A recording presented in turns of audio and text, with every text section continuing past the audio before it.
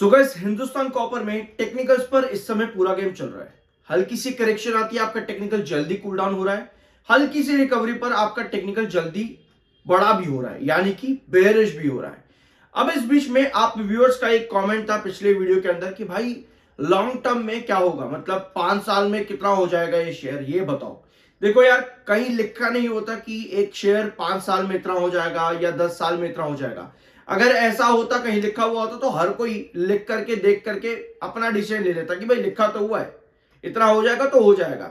ऐसा कहीं लिखा नहीं होता। लेकिन कंपनी के फाइनेंशियल और कंपनी का ग्रोथ कैसे होता है, कंपनी का ईपीएस कैसे बढ़ेगा, इस पर आप भरोसा कर सकते हो कि हाँ, कंपनी की आगे आने वाली ट्रेजेक्ट्री क्या होगी। इसी पर कंपनी ने एक अपडेट दी है, कंपनी का विजन है। समझते हैं इस चीज को। पहले आते हैं, आपके लास्ट वीडियो में हमने क्या डिस्कस किया था उस पॉइंट पर। तो ये था आपका कल के दिन का वीडियो, 542 आपका रिस्ट्रिक्शन, जिसके ऊपर कल क्लोजिंग आई थी। 542 पर ही कल आपकी क्लोजिंग आई थी ना। अब आज के सेशन में मोमेंटम कैरी करता है और 542 के ऊपर दिन के ओपनिंग में चढ़ जाता है। लेकिन अब फिर आती है आपकी गिरावट, और उस गिरावट में 542 के आसपास स्टॉक क्या कर रहा है, सस्टेन करने की कोशिश कर रहा है। 542 मेंटेन होना बहुत ज्यादा जरूरी है। अदरवाइज यहां पर क्या बन रहा है आपका, एक cup and handle pattern, sorry cup and handle नहीं, head and shoulder pattern, sorry head and shoulder pattern आपका यहां पर बन रहा है। तो वहां आपको कॉशियस होने की जरूरत है। अब दूसरी चीज क्या है, अगर ये हेड एंड शोल्डर पैटर्न बन रहा है तो 542 आपका रिस्ट्रिक्शन है और यहां से आपको फिर गिरावट मिल जाएगी वापस से। दूसरी चीज क्या है कि 542 पर अगर ये सस्टेन करता है और 576 पर जाता है, तो उस कंडीशन पर क्या होगा, आपको यहां पर देखना है कि बढ़ते हुए रिस्ट्रिक्शन और बढ़ते हुए बेसिस बन रहे हैं कि नहीं बन रहे। अब इस सब चीजों को वीडियो के आखिर में समझेंगे बहुत तरीके से और बहुत प्यार से। तब तक सब्सक्राइब कर देना, पैसे नहीं लगते इस चीज के, फ्री ऑफ कॉस्ट होता है। Key factors that will determine Hindustan Copper's growth in next few years.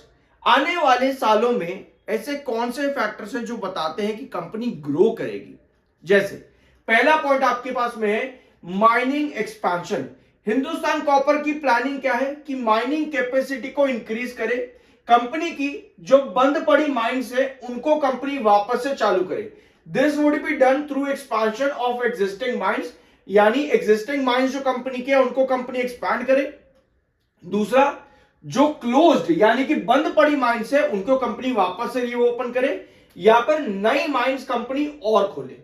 इस तरीके से कंपनी एक्सपैंड करेगी। ये कंपनी का फेज्ड मैनर प्लान है 2030 से 31 तक, अंटिल 2030 एंड 2031। ये हो जाता है पहला एक्सपेंशन प्लान।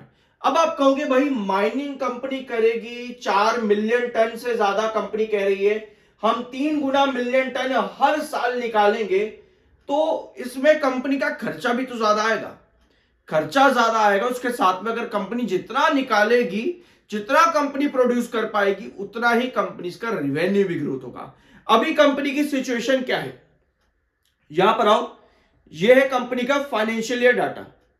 हर साल कंपनी क्या कर रही है, 2014 से यहां पर देखने एक बार, कंपनी ने बढ़िया ग्रोथ दिया, फिर कंपनी अचानक से ग्रोथ गिरा देती है, फिर कंपनी की बढ़िया ग्रोथ आती है, फिर कंपनी बढ़िया ग्रोथ देती है, उसके बाद कंपनी अचानक से ग्रोथ गिरा देती है, फिर माइनस ग्रोथ कंपनी देती है, फिर कंपनी वापस से बढ़िया ग्रोथ देती है, फिर कंपनी की ग्रोथ गिर जाती है, फिर कंपनी की ग्रोथ माइनस में, फिर कंपनी इंप्रूव करती है और फिर कंपनी की ग्रोथ बढ़ जाती है। अब फाइनेंशियल ईयर 26 आपका चल रहा है, जिसके मिड में हम हैं, और इस समय कंपनी ऑलरेडी 10% का ग्रोथ दे चुकी है पिछले क्वार्टर के कंपैरिजन में।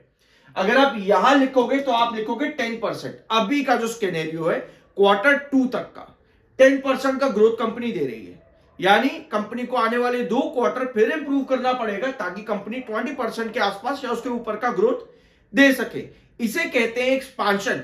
और एक्सपेंशन कैसे होता है, जितना कंपनी अपना आप को एक्सपैंड करेगी उतना ही कंपनी के फाइनेंशियल्स भी एक्सपैंड होते हैं। राइजिंग कॉपर प्राइसेस, जो कि एक सबसे बड़ी नीड ऑफ आवर बनी आपके हिंदुस्तान कॉपर में, जिसकी वजह से आपको ये 576 तक की तेजी देखने को मिली इस स्टॉक के अंदर। ये एक बड़ा रीजन आपके पास में रहा और ये आगे भी बन सकता है। रीजन क्या है, आपके टैरिफ्स मेजर रीजन ये है, जियोपॉलिटिकल टेंशन ये मेजर रीजन है, जिन दोनों पॉइंट्स को मैं डिस्कस कर चुका हूं पिछले वीडियोस में। ठीक है, एक्सप्लोरेशन ऑफ क्रिटिकल मिनरल्स, जो भी आपके नए मिनरल्स एक्सप्लोर होते हैं उनके लिए यहां पर एक बड़ा अचीवमेंट कंपनी के लिए रहेगा। तो हिंदुस्तान कॉपर में ये 3 चीजें, और आगे आपका आता है 2 और पॉइंट, डिजिटाइजेशन एंड सेफ्टी और स्ट्रॉन्ग डिमांड एंड आउटलुक। जितनी डिमांड बढ़ेगी उतना ही एक्सपेंशन फिर कंपनी का बढ़ता है। तो ये कंपनी का डाटा आता है 2030 से 31 तक के बीच में। यहां तक कंपनी इतना एक्सपेंशन कर सकती है, 4 मिलियन टन से 12 मिलियन टन का ये कंपनी का आउटलुक बन जाता है। कंपनी इस पर काम करती है तो कंपनी एक्सपैंड करेगी। अब आते हैं आपके टेक्निकल्स पर। सेलिंग देख लो एक बार, यहां पर 8,77,000 शेयर पर इस समय 28 लाख सेलर आपके हैं। तो बायर और सेलर का डिफरेंस आज के दिन फिर बड़ा है आपका 87.3 का एमएफआई और 71.7 का आरएसआई। वीडियो की शुरुआत में मैंने आपको क्या कहा था कि हिंदुस्तान कॉपर ने इस समय टेक्निकल पर ज्यादा काम कर रहा है। हल्की सी रिकवरी में आपका यही टेक्निकल बेरिश हो जाता है, हल्की सी गिरावट में ही आपका ये टेक्निकल न्यूट्रल आ जाता है, जो कि एक अच्छी बात भी है। लेकिन 2 दिन पहले आप लोगों ने सुना होगा मेरे चैनल पर वीडियो में, मेरे ही वीडियो के अंदर, अगर स्टॉक को ब्रेकआउट फर्दर देना है, कैरी करना अपना ब्रेकआउट फर्दर, तो इन टेक्निकल्स का न्यूट्रल जल्दी आना जरूरी है, कूल डाउन होना जरूरी है। लेकिन अगर हल्की सी तेजी पर भी ये टेक्निकल फिर से बेरिश आ जाते हैं तो वो दिक्कत की परेशानी यहां पर बन जाती है। एक बार आओ आप चार्ट पैटर्न पे आओ। ये है आपकी कैंडल कल के दिन की और ये आज के दिन की कैंडल है। अब जो हमने पॉसिबिलिटी डिस्कस करी थी, ये तीनों कैंडल उसी पॉसिबिलिटी पर चली। लेकिन जो आज की कैंडल है ये सेल दे रही है और 542 के पास आपकी इस समय सस्टेनेबिलिटी चल रही है कहीं ना कहीं। ये ट्रेंड बने रहना बहुत ज्यादा जरूरी है विद सस्टेनेबल कैंडल्स। अदरवाइज एक हेड एंड शोल्डर पैटर्न बन रहा है, फिर आप वहां पर ड्रॉप कर जाओगे वापस से कहां पे, अराउंड 480 के पास में, जो कि इसका मिड बेस है। और क्रूशियल बेस कितने पे, 440 पर, ये आपका क्रूशियल बेस है। और आपका रिस्ट्रिक्शन कितना है, 576 का, 576 का, ये आपका क्रूशियल रिस्ट्रिक्शन है। अब आओ ब्लैंक स्क्रीन पर। ये है आपकी ब्लैंक स्क्रीन। हम यहां पर ड्रॉ करते हैं आपके यही 3 ट्रेंड्स हम ड्रॉ करते हैं, 576 और 542। पहले इन 2 लेवल्स को आप यहां पर सुनना ध्यान से। अब यहां पर 576 है, क्या हुआ स्टॉक के अंदर, आज 542 के पास स्टॉक में सस्टेन करने की कोशिश कर रहा है। और कल के दिन आपने कुछ इस तरह की कैंडल के साथ क्लोजिंग दे दी थी जहां पर बायर इंडिकेट हो रहे हैं। अब आज की जो कैंडल है ये एक सस्टेनेबल कैंडल है जो कि 542 पर सस्टेन करना चाहती है। ऑलरेडी आप यहां पे इस तरह की नहीं, आप यहां पर कुछ इस तरह की पोजीशन ऑलरेडी बना करके बैठे हो, जो कि एक हेड एंड शोल्डर पैटर्न आपका है। सो अगर आपके पास 542 पर बायर कैंडल नहीं बनती, जहां नीचे की टेल लंबी और वो बायर को इंडिकेट करे, जो सस्टेन करे 542 को, तो फिर आप यहां पर क्या नहीं कर पाओगे, आप यहां पर एक वेजेस पैटर्न की तरफ नहीं जा पाओगे। क्योंकि सिचुएशन क्या है कि आपका 542 जो है वो आपका रिस्ट्रिक्शन बना हुआ है, 542 आपका रिस्ट्रिक्शन बना हुआ है। यानी आप चाहते हो कि आपका ये रिस्ट्रिक्शन बढ़े, क्योंकि क्या होगा, रिस्ट्रिक्शन बढ़ने से आपके बेसिस बढ़ेंगे और 542 को अगर आप सरपास करते हो तो वहां पॉसिबिलिटी बन जाती है 576 को भी सरपास करने की।